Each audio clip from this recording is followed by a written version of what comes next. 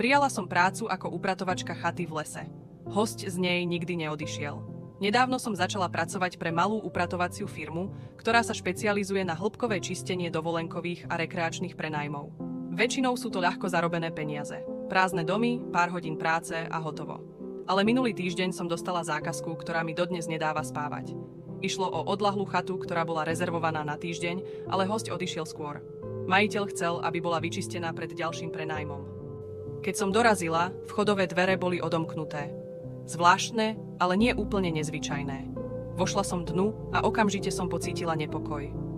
Na kuchynskom stole bol stále položený tanier z napoli s jedeným jedlom. Už začínalo hniť. V spálni bol na zemi otvorený kufor, oblečenie rozhádzané po celej miestnosti. Posteľ nebola ustlaná. Najzvláštnejšia vec? Na nočnom stolíku ležal telefón, stále pripojený k nabíjačke. Neverím, že by ho tu niekto nechal úmyselne. Vyzeralo to, ako by ten, kto tu bol, jednoducho zmizol. Zavolala som šéfke a informovala ju. Povedala, aby som spravila fotky a normálne upratala. Tak som to urobila.